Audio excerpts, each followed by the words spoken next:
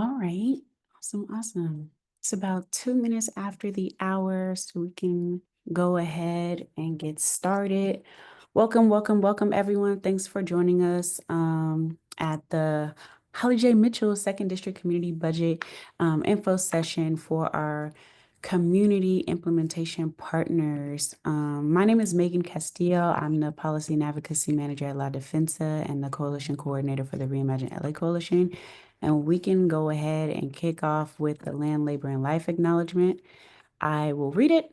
The County of Los Angeles recognizes that we occupy land originally and still inhabited and cared for by the Tongva, Tataviam, Sarino, Quiche, and Chumash peoples.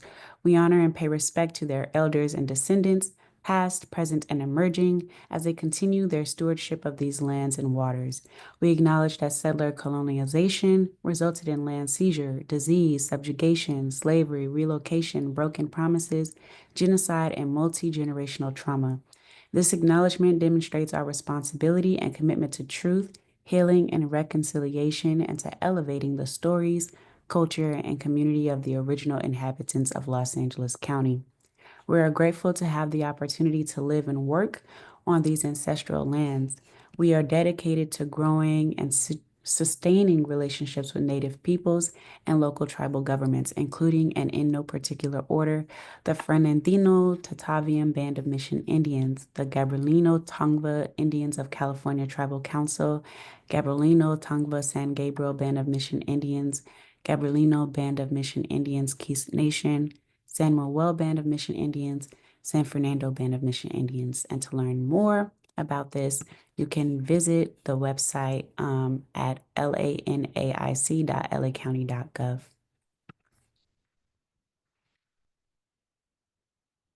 And we also have our labor and life acknowledgement. We respectfully acknowledge our debt to the enslaved people, primarily of African descent, whose labor and suffering built and grew the economy and infrastructure of a nation that refused to recognize their humanity.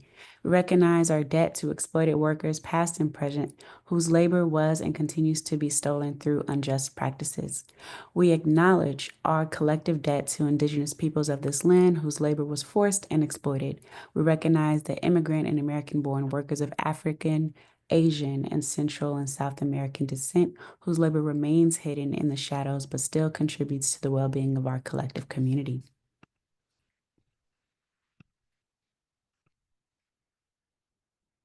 Awesome. And this is just a quick overview of today's agenda. So we're kicking it off with the welcome. We're going to dive into a conversation about what the community budget is and what participatory budgeting is. Then we're going to talk a little bit about the overview of the winning projects and proposals. We'll walk through the application and we'll open it up to you all for any questions that you may have. So please feel free to drop your questions in the chat as we go along or hold on to them for the end. And then there will be an option for you all to engage in breakout rooms with one another if just to kind of see if you all are interested in collaborating on any of the proposals that you may be applying for. And I'm going to turn it over to my colleague Francisco to talk a little bit more about what participatory budgeting is. Thank you, Megan. Welcome everyone again. Really happy to see you all here. Before we dive into the community budget, I do want to recognize and acknowledge the work that's been done prior to our pilot. So what is a participatory budget? Participatory budgeting helps make local spending more equitable and strengthens local democracy. So it really gives community members to decide how to spend part of a real public budget. It gives them real power over real money that impacts their community. So we did launch this pilot in 2023, which you'll see the timeline shortly. But way before then, participatory budgeting has been started in Brazil, which you'll see shortly, and it just expanded to other countries and throughout the United States. And to dive deeper into PB, community members themselves were part of the process from designing it. And then we had an idea collection phase where individuals from community members were able to submit ideas. And then the advisory community members develop proposals. And then in November, we had community members again vote on how to allocate the discretionary funds that Supervisor Mitchell has had. And you will learn shortly with the partnership that we have here, how the funds increased as well. And as I mentioned, it started back in Brazil and it's grown exponentially. Um, and now we go specifically into the US. These are areas that, thanks to our partners at Participatory Budgeting Project, have been to expand this model of co-governance throughout the United States. And with their help, and we were able to bring this here into the County of Los Angeles. Um, Here are just a few examples or pictures of our pilot. You will see advisory committee members developing concrete proposals based on the ideas that were submitted by the committee members, and then having events where they were able to discuss the proposals and hear community's needs and understand why, which ones they were excited about. And then finally, the community members themselves voted. So these are pictures from our own pilot, and it's very exciting to see all the work come to fruition. I'll pass it over to my colleague Tyler to go into more depth about our pilot here. Hey, good afternoon, everybody. Thanks again so much for joining us today. My name is Tyler Webb. I am Supervisor Mitchell's deputy for unincorporated areas, and I've had the immense honor and privilege of co-leading this project with Francisco and our partner organizations. With that, I'm actually going to kick it back to Megan to kind of go over how we got here. She'll give an overview of like the advocacy background and everything that went into um, getting to this. Awesome, awesome. Thanks, Tyler.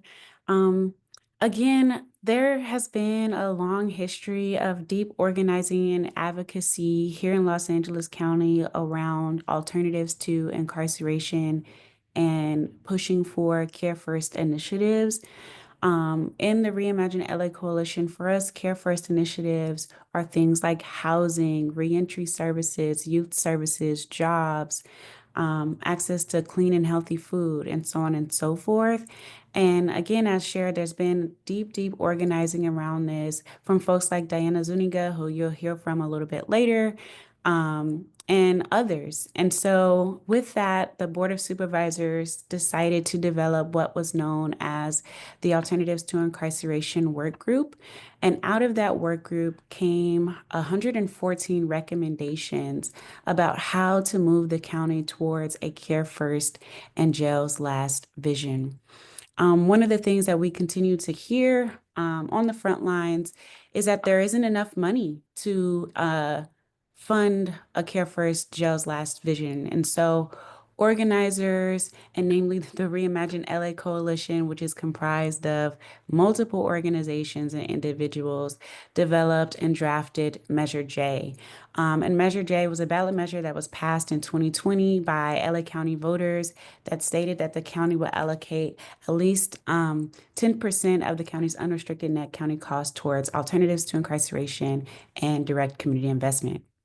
And so that work continues to move today, now 5 years later since its passage. And we also know that we want to continue this work around co-governance and participatory budgeting in Los Angeles County. And so with that in mind, we continue to have conversations. We engaged the supervisor around what participatory budgeting was, what co-governance was, because we continue to see the need and the gap for spaces here in Los Angeles County. We also engaged foundations around investing in this work. And so we were able to bring both Supervisor Holly Mitchell alongside foundations to make investments into unincorporated areas for a participatory budgeting pilot. And that is what this is. This is a pilot where the supervisor has chosen to use her discretionary funding to support two unincorporated areas, Ladera Heights District and the Florence Firestone community, to see, what can co-governance look like and how can we really lean on and leverage our community members and residents to make decisions. And so now we find ourselves in stage 6, where we are building together. We are building and flying this plane together. And so I'm super, super excited that so many of you have joined. And those of you who will watch this back later, to continue to build upon this concept of co-governance.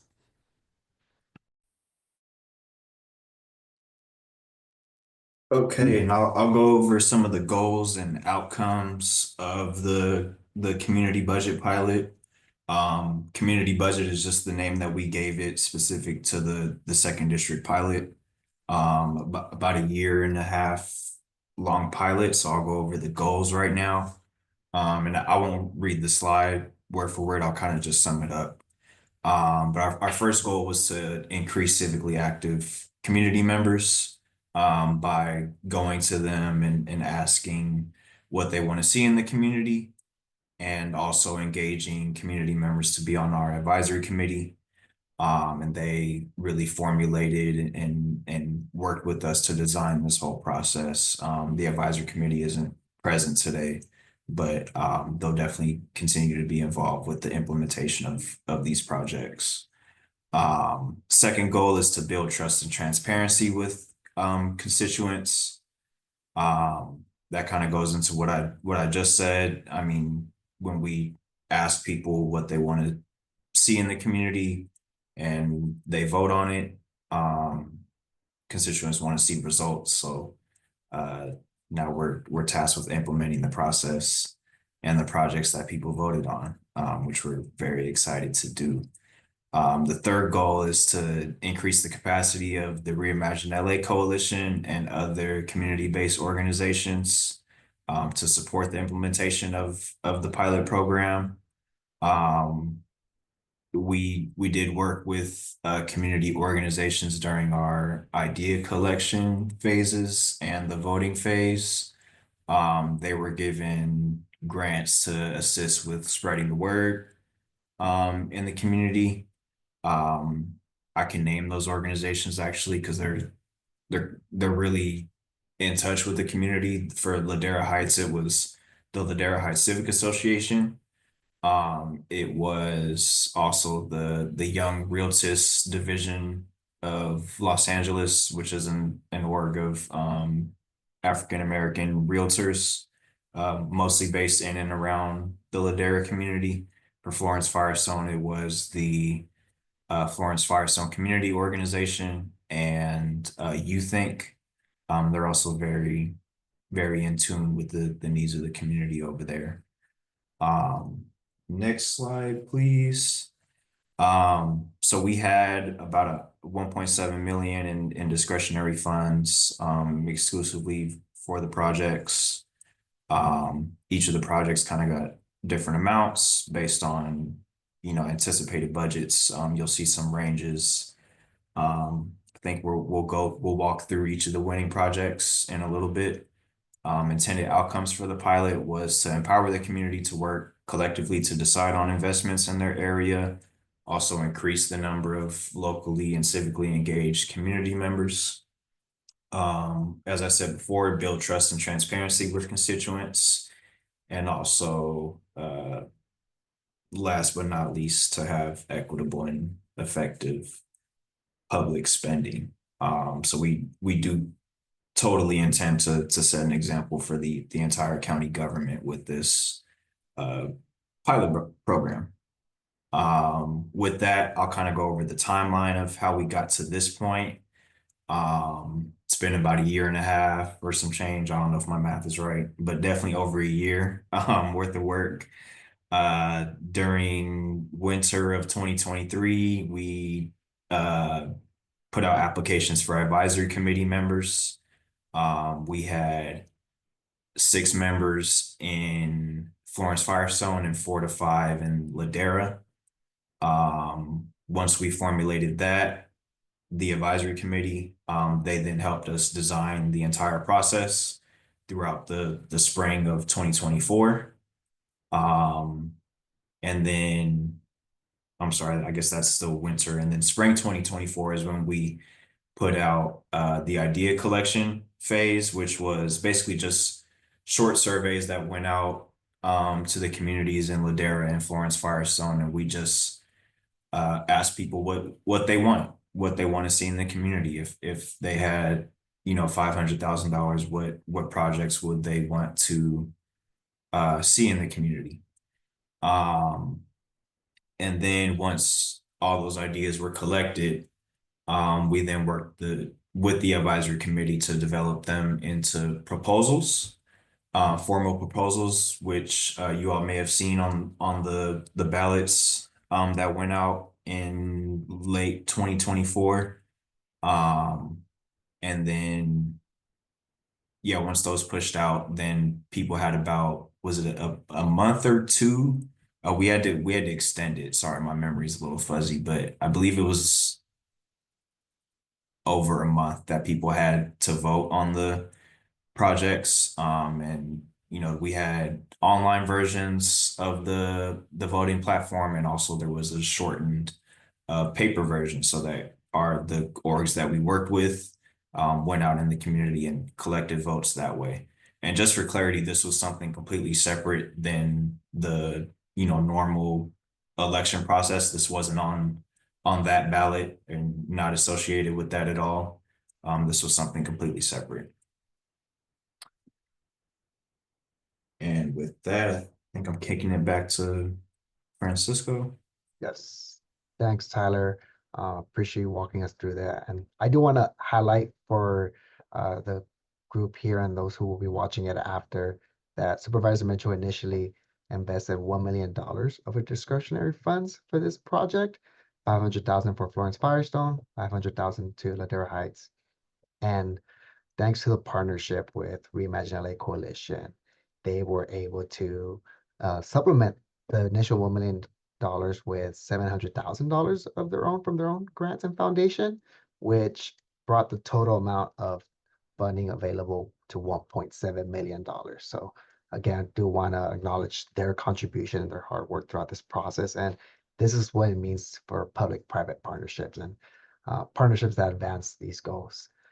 So we will walk through the project proposals that were the top vote getters from the voting phase for each community.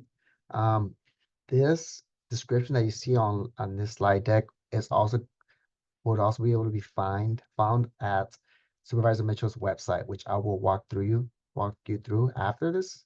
But do want to acknowledge that the words you see here, the challenge, program, goal, were words that advisory committee members worked together on and co-created it and described what they were hoping these proposals would solve and what the objectives are.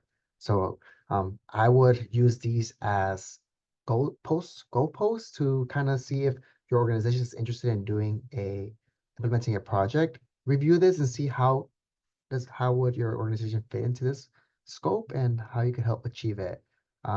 Again, it's a lot of words, so I'll try to summarize it, but do ask you all to review them in close detail. It provides important information for each proposal. So for the first one, Nourishing Our Neighborhood at Green Space Initiative. This is a program or project that we estimate will be about $250,000 in Florence Firestone. The challenge is there's a lack of trees, green space, or an urban heat island effect is occurring. And the advisory committee members want to fund a project that is community driven and is able to increase trees, the greenery, the tree canopy in Florence Firestone. And they provide different kind of tactics to do that. They did want to highlight the importance of the community-based organization who is selected for this. We need to include a collaborative approach, engaging residents and nonprofit organizations in the planning, development, and maintenance of these green spaces. So they do want to uplift the importance of co-creating this with the community members so they can have some community ownership around this idea as well. The next one in Florence Firestone is Home. The challenge here, as we all very well know throughout the county, is that there is a housing insecurity and a housing crisis in LA County, and specifically in Florence Firestone. Advisory committee members wanted to create a program which the community highly voted on, that would provide some kind of poverty alleviation efforts to those with housing support to ensure that their housing insecurity isn't something that um, prevents them from continuing their quality of life and just increasing their well-being. So this specific organization that's selected would be providing cash grants to Florence Firestone residents as a one-time relief opportunity. And specifically, the organizations would need to have an option to renew it 3 times. In this proposal, you do see advisory committee members giving an amount of $500 per cash grant. So for an organization to be selected to this um, project proposal, we do ask that you do make a submit a proposal or application that highlights and encourages the importance of having these $500 cash grants for anyone between 200 to 600 Florence Firestone residents. And again, the CBO selected for this proposal will need to include a robust outreach and marketing campaign to reach residents and demonstrate the administrative and accounting capacity to manage and distribute the grants. The next the next and final project in Florence Firestone is connection to ready to hire jobs. This cost estimate the advisory committee members have at 150,000. The challenge here is that the advisory committee members saw was that during COVID, many people lost jobs that they had for a long time, jobs that they were used to that maybe now to enter back the job market, you need to have new skills or just refine some skills that you already have and connect to those jobs. So this program aims to connect residents to ready to hire jobs, but also offers some kind of job training or workforce development, employment ready services to make those increase soft skills, such as the resume building, interview preparation, and mentorship. Specifically, the advisory committee members want to highlight that this initiative needs to be inclusive to non-English speakers, participants at any point in the career, college grads, mid-career and entry level, and various occupational backgrounds. And that will be the three top proposals that won the most votes from Florence Firestone residents. I'm going to pass it over to my colleague Tyler to go over the Ladera Heights proposals.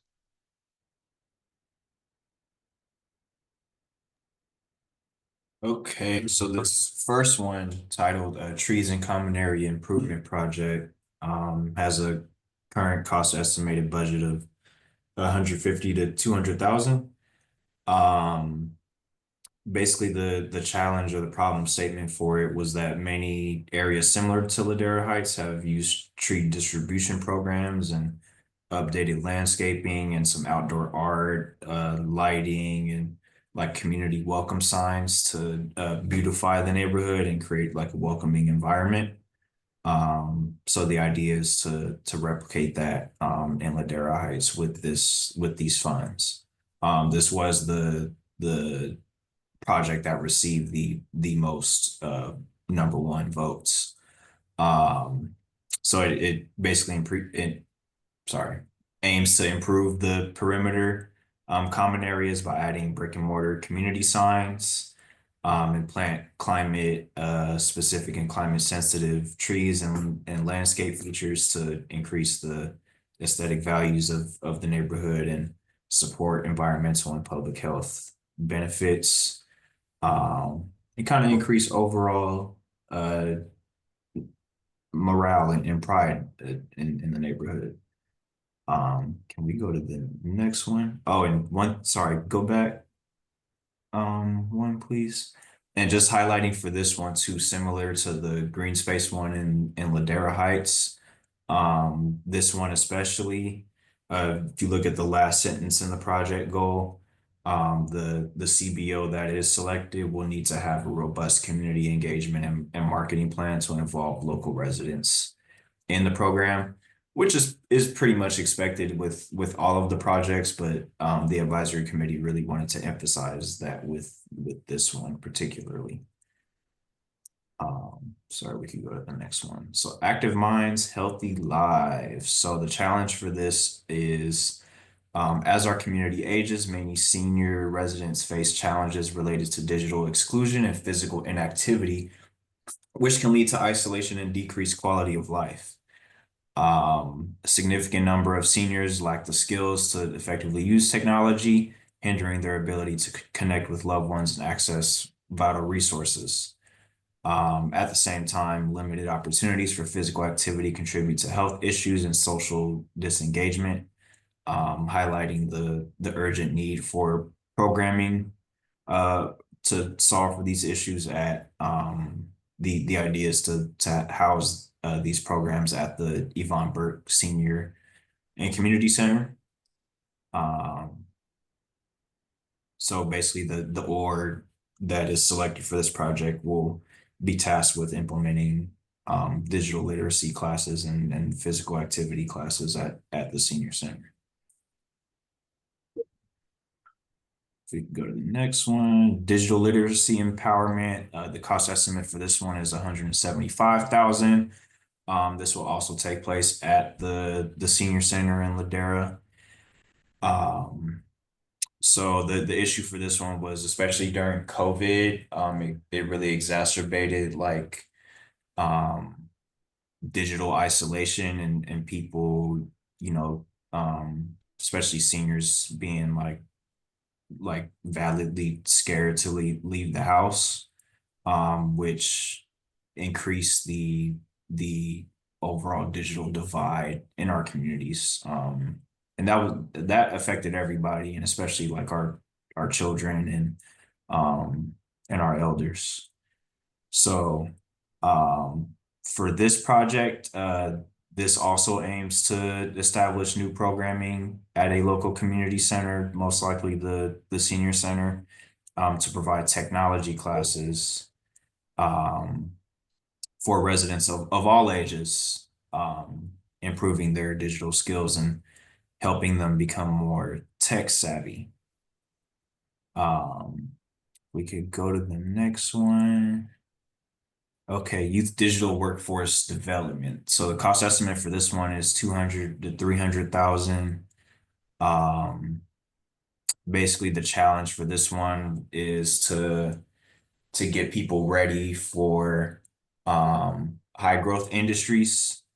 Because many young people in the community face significant barriers to employment, including limited access to job training, mentorship, and real world work experience. And there's a critical need for structured employment and job training initiatives that focus on youth aged 14 to 24, so that they can be equipped with the right tools to enter those high growth industries. So this project aims to provide funding for nonprofits to lead an employment and job training initiative similar to LA County's Youth at Work program. And it offers youth an opportunity at some work experience, so that they can get a good paying job. And this will also focus on people aged 14 to 24. So the goal here is to get them paid jobs that lead directly to long-term career pathways in these high growth and in demand industries. So these funds would create programs that help the participants prepare resumes, job training, interview skills, and get some very good job placements. So the intended CBO that would be selected to lead this would need to have robust marketing and engagement experience to get local youth excited and involved in the program. And expecting, I know this last sentence says over a 12-month period. That's kind of expected for all of these, or is to be completed within a year. If we could go to the next one. Oh, that's it. Is this one me? I think this is my part. Okay. Thanks, Tyler. Hi, everyone. Diana here. And I'm just going to talk about the application.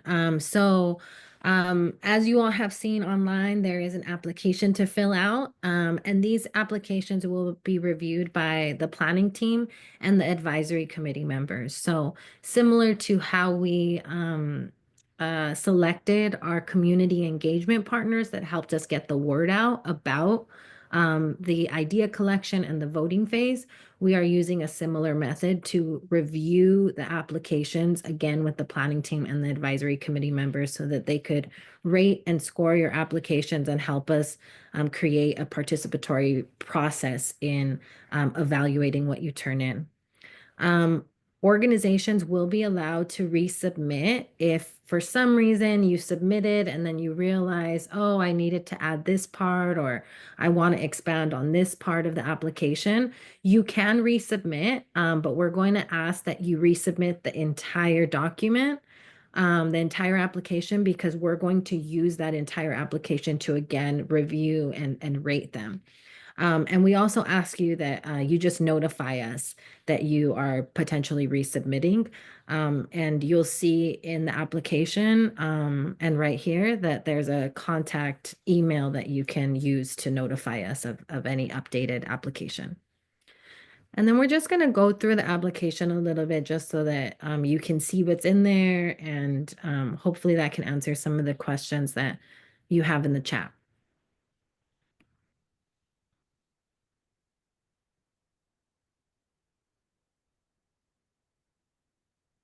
Thanks, Francisco. So you'll see here, there's kind of an introductory section to just, again, learn more about the project, which you've learned about today. The applications are due by Monday, March 10th at 11:59 p.m. So please make sure that you submit your final application at that point, and then selection and initial offer will happen after that. We're asking for the person that's submitting to share their first name and their last name, to include the website of your organization or any social media handles that you might have, the best email to contact you at in case we need additional information from you.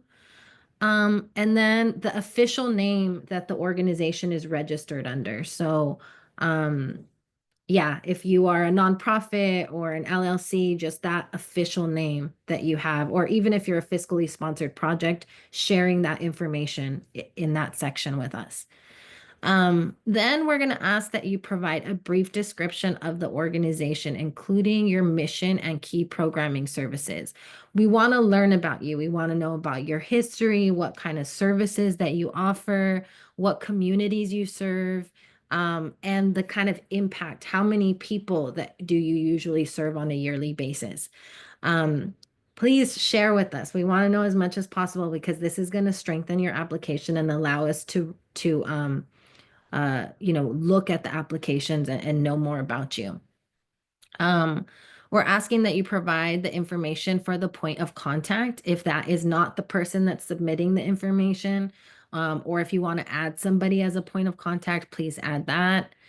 And then to select which neighborhoods you're interested in serving as a community implementation partner. And you can see that there's maps linked there so that you could make sure you know what region Ladera Heights and Florence Firestone are in, so you know what communities that you're signing up to serve. And then again, the project proposals, we went through the project proposals already. And I know there's a link in the chat where you can view more of them. But here you can just see a small paragraph around what each of these projects are and the amount of resources that have been set aside for that project. Okay, so you want to click on the ones that you're interested in implementing for us. And then after that, we're going to need a little bit more detail about that. So based on the project that you select right before this question, we want you to describe any relevant experience that you have, that your organization has, that your staff has, that your founder has, and what kind of capacity you have to implement this project you're interested in fulfilling. So feel free to share examples here of projects that you have implemented that are similar to the one that you're interested in, projects that your staff has implemented that are similar to that.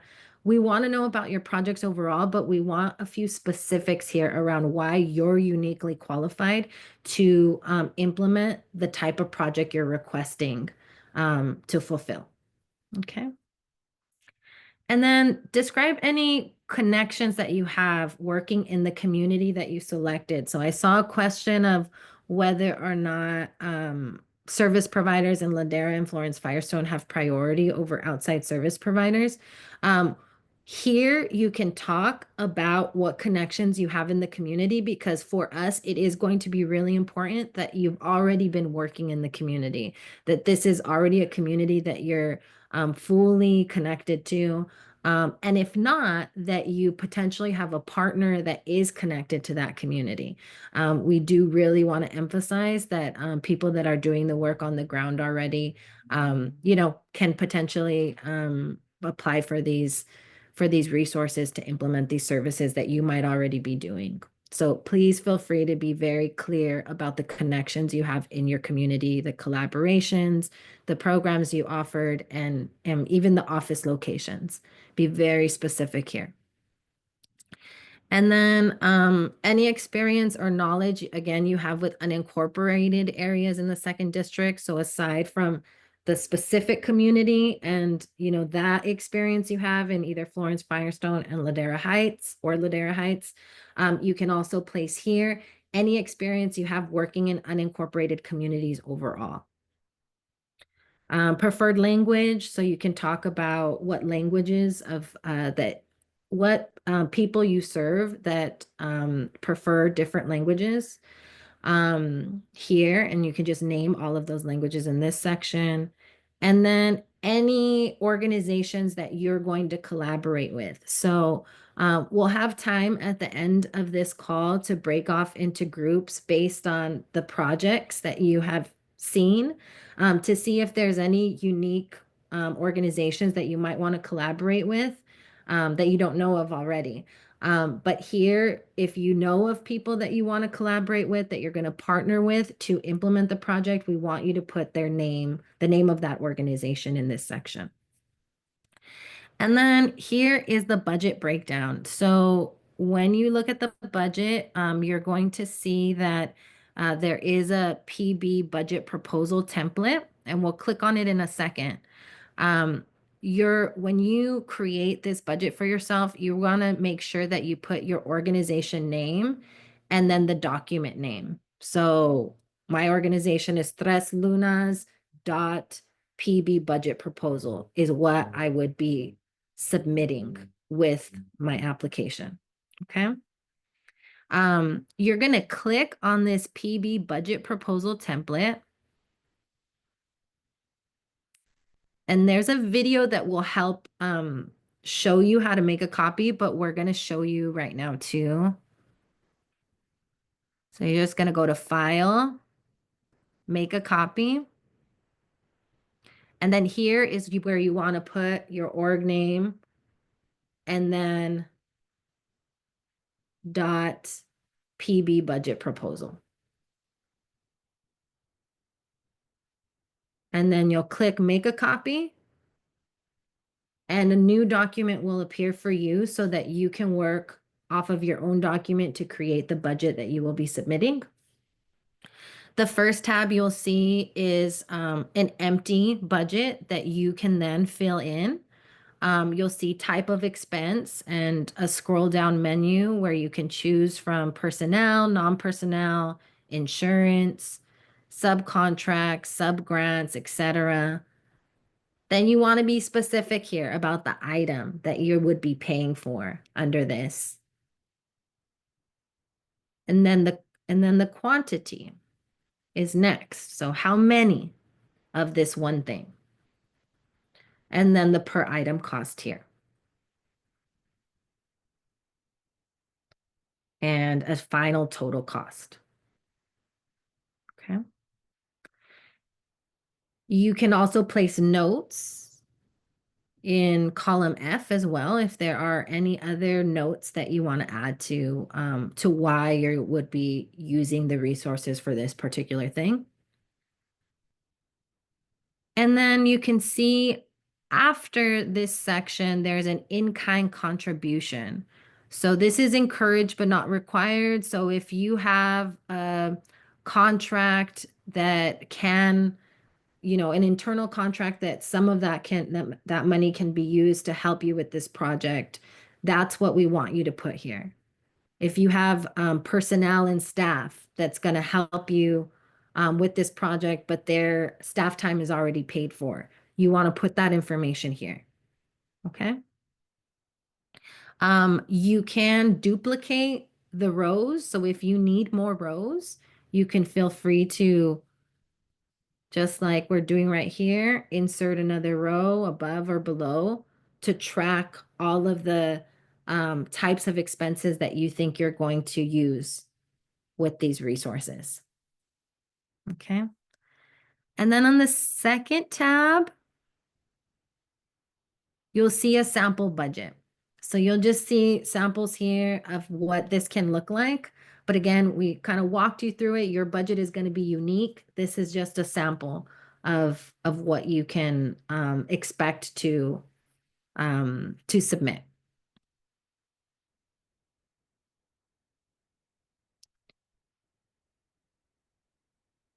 All right. And yes, thank you for that. If you are going to submit for 2 different proposals, you want to submit 2 different budgets. So you can, just like Francisco did right now, you can copy the budget, duplicate it so that you're getting the same kind of information, and then create a different title for the second proposal or the third proposal, whatever it is that you're applying for.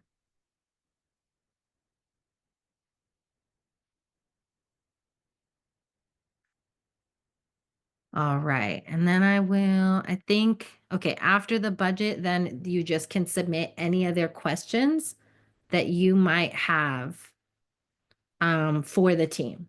So that's the last part of the application. Any questions that you have, you can share with us.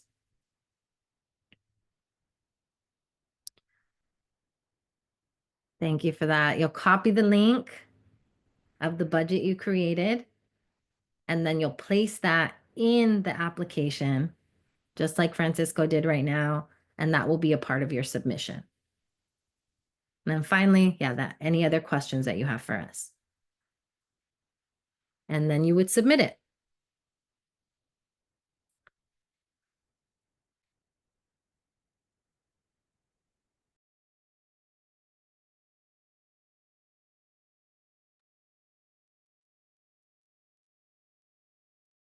And thank you for walking us through the application. We will have time to go through Q&A in a bit. Just want to again highlight the application is due March 10th by 11:59 p.m. We estimate for the selection and initial offer to be made mid-April. Just depends on the application review and some contracting guidelines we need to follow. And one important item we do want to uplift is that we will have recurring check-ins with community organizations who have been selected as implementation partners.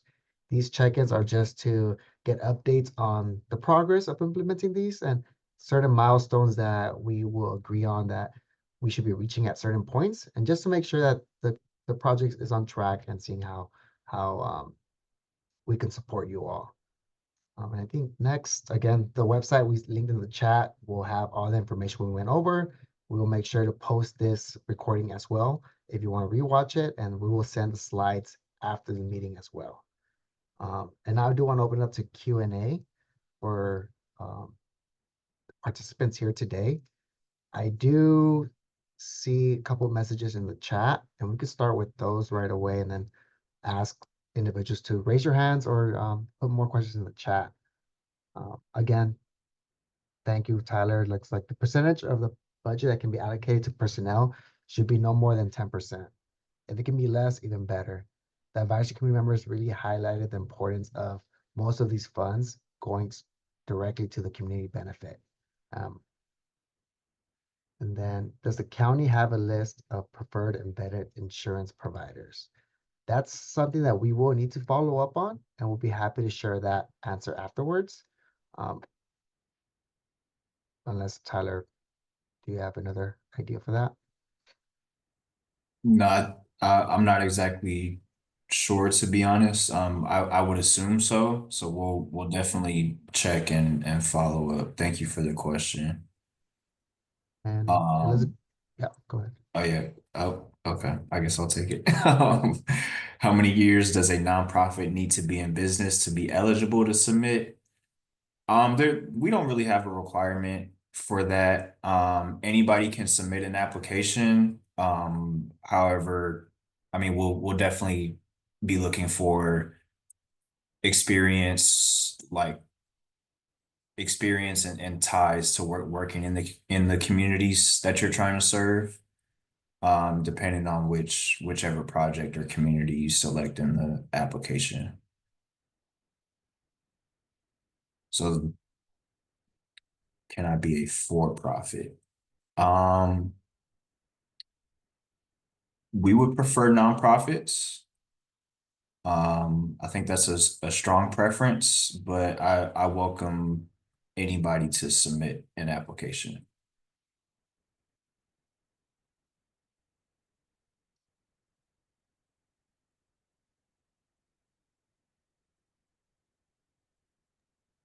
Great questions. So,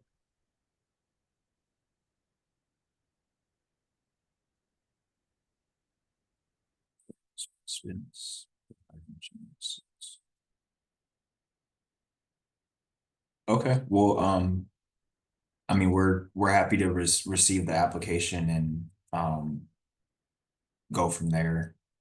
I mean, basically how the review process will work is we'll have a scoring rubric to kind of grade how well people answer the questions based on, tie to the community, and all the other factors that are measured in the application.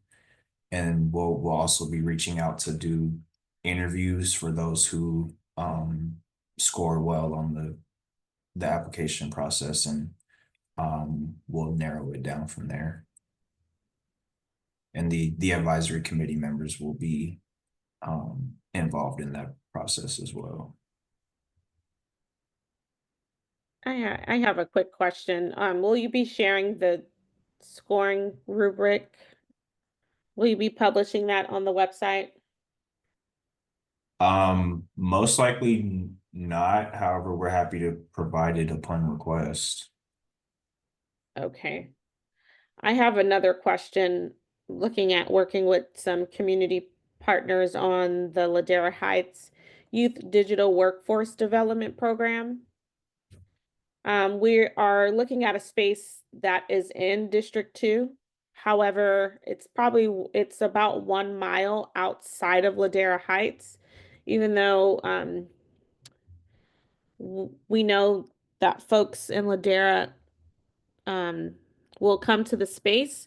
Does the physical space for the Youth Digital Workforce Development Program need to be in Ladera proper, or is it okay if it's 1 mile outside of the unincorporated area?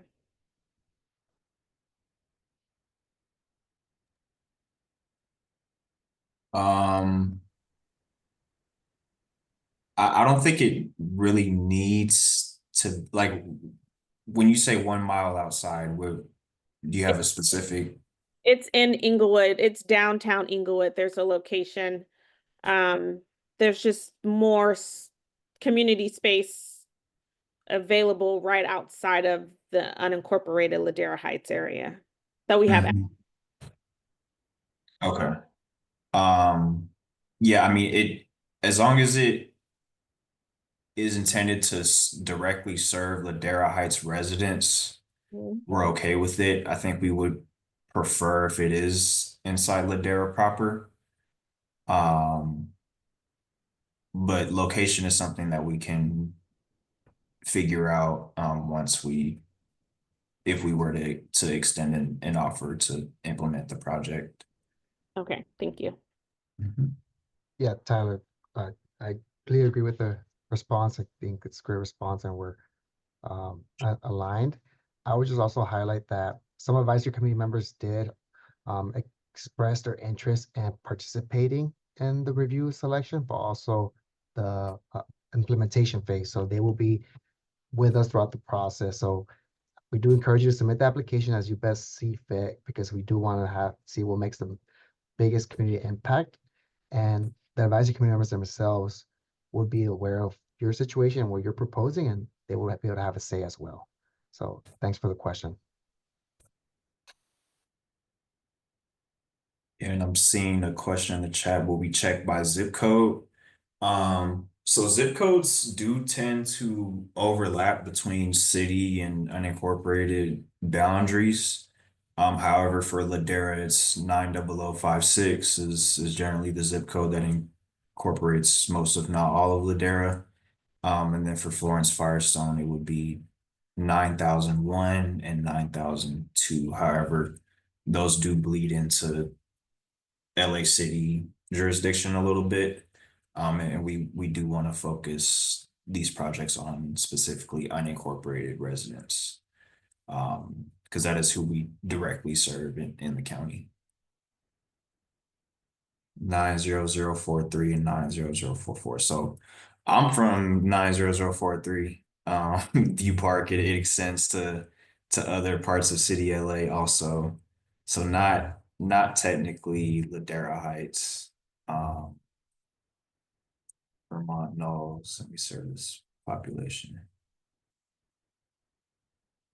Okay. Appreciate the questions. I do want to do a time check. I know we scheduled this to 1 p.m., but do want to encourage you all to still continue the questions. And also we do want to have some time for you all to, if you have the availability, to meet with others in the breakout rooms to see if you would like to collaborate or just continue the conversations outside of this meeting. So just please feel free to ask any other questions. And if I don't see any, we could just open up the breakout rooms.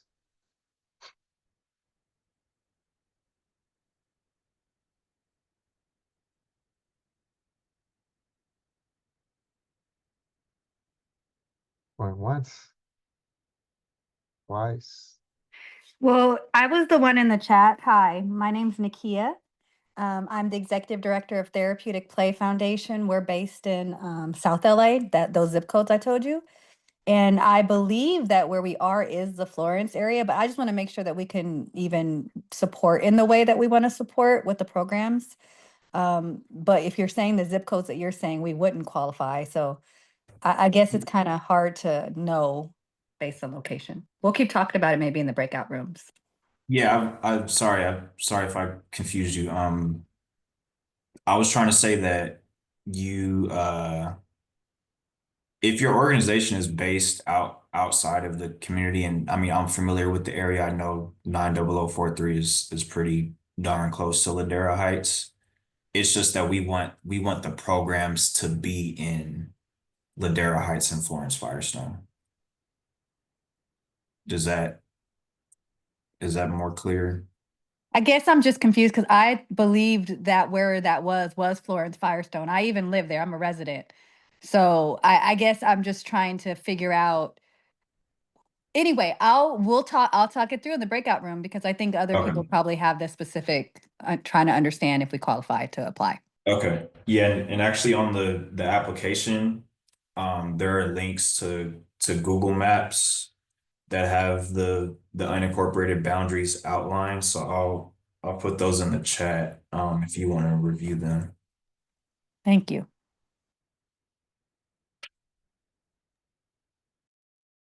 Want to give an opportunity for the planning team if there's any thoughts you want to share before we enter the breakout rooms. I'll be opening them shortly.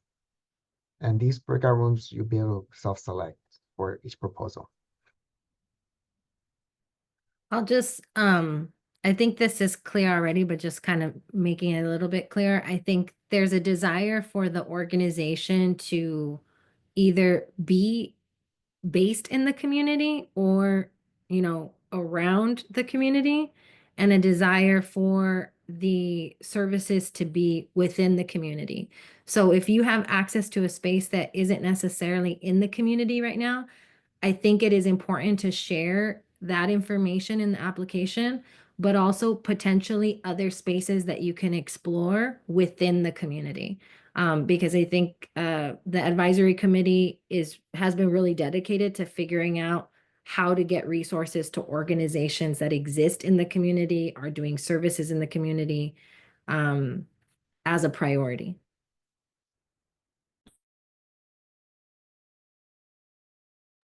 Thank you, Diana. And with that, I will open up the breakout rooms. If you have any trouble just accessing a room, please let us know. We'll be happy to manually move you to one. So we'll be here. They're all open and they're based on area plus the project proposal. You should be able to see it with a breakout room tab, either on your phone or the web app.